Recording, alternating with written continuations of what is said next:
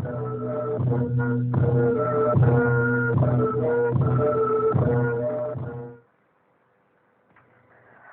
India Radio Imphal Medium Wave Metal Zathum Somli Point Khat Kilohertz Sagyat Somgyat Leni Le FM Megahertz Zalethum Point Nga Pan Hongki Pangkhia Paite Program Hi Tuni in Thuthak La Khom Simna Le Florence Wonglian Singa Pan Phatna La Ngai Na Ini Dingu Tuin Amasa Pending in Florence Wonglian Singin Asak Ti Pum Ko Thangin Apwa Lau Khasyang Tho Chi La Ingai Ding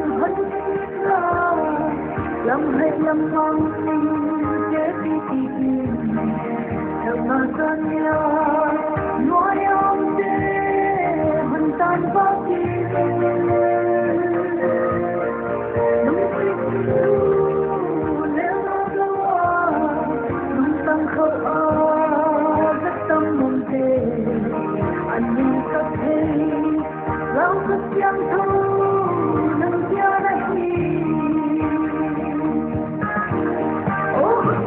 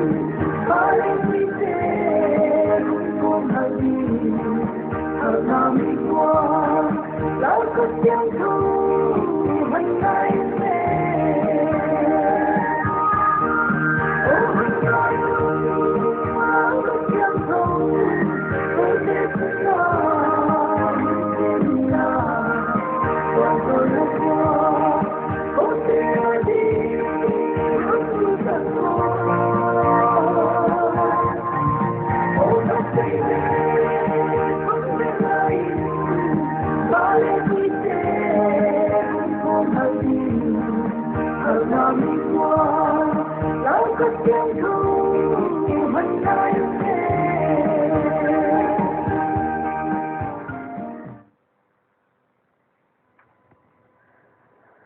India Radio Info Thuthak-Lakhom Asimtu Marisi Malungwani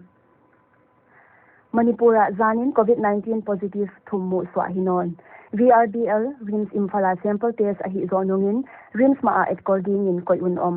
Tunitan in Manipura positive case from ni lekwa phata a waila ka lite negative hitawa active patient from ni lengate turalin Jennings le RIMS hospital te a at colin omlel Imphal International Airport a Jingchianga passenger hongtung dingte taksa pumpi at khiak na dingin thermal body scanner ko hita Tripura a COVID-19 positive ni som lekuk mu be in amaute Maharashtra a kipan Tripura ki te hin kigen Tripura a tu ni tanin positive case za som kwa le khatpha a COVID care center and hospital a kipan patient za som nga le thumpot sakhita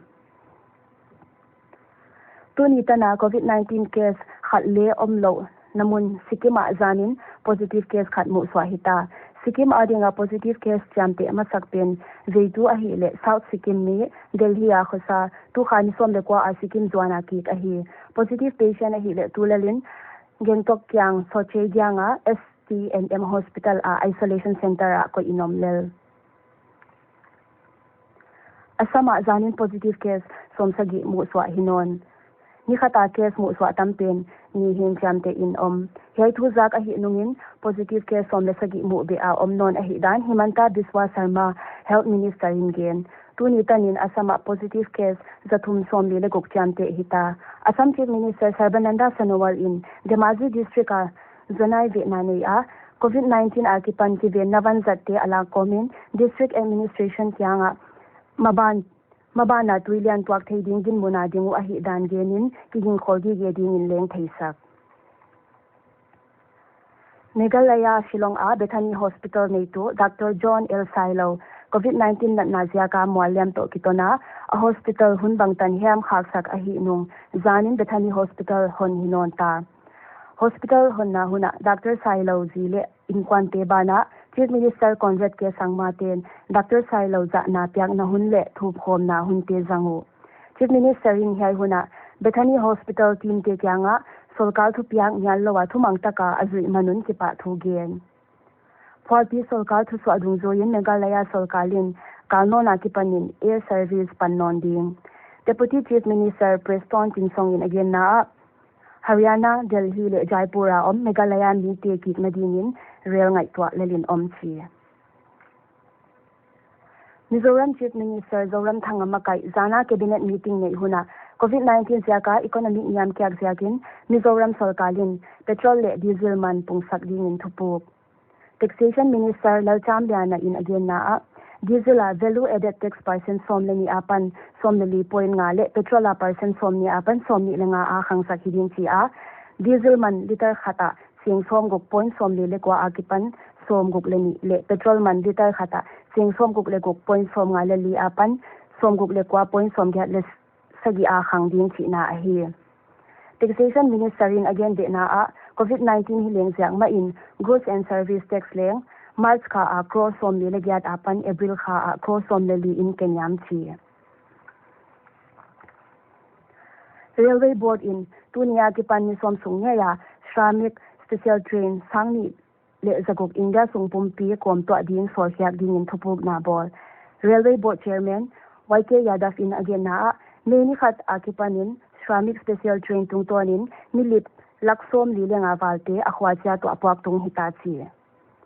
Shramik special train bana special train kopsom lengate nei som leni akipan in leng service pathita Railway Board Chairman in again be na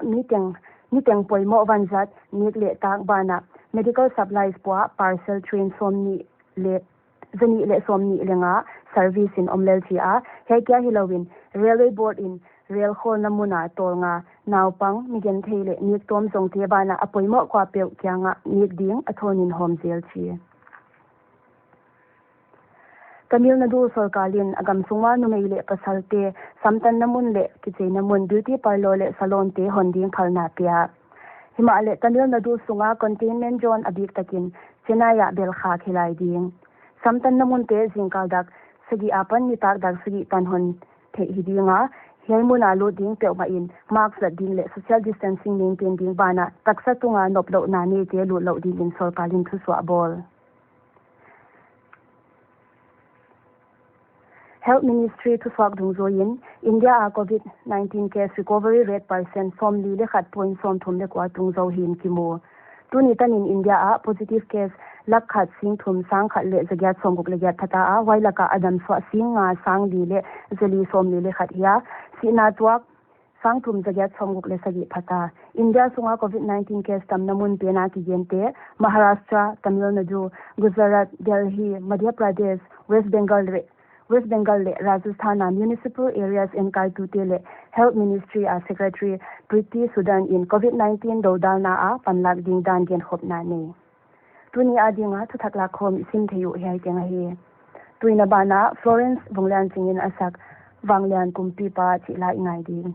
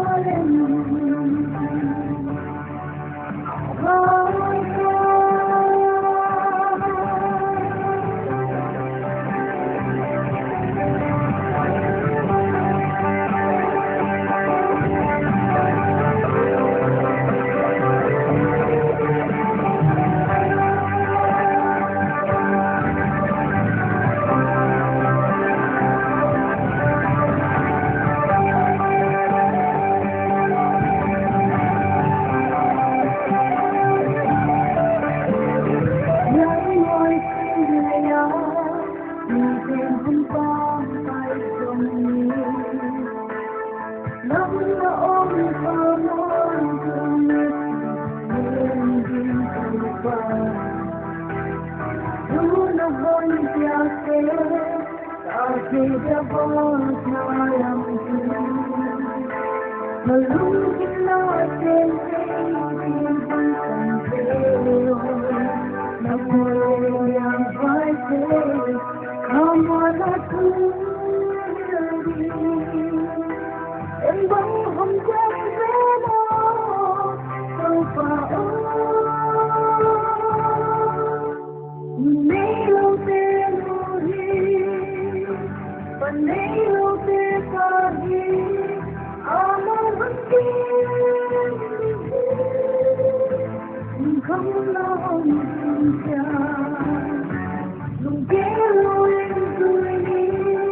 कोई तुमसा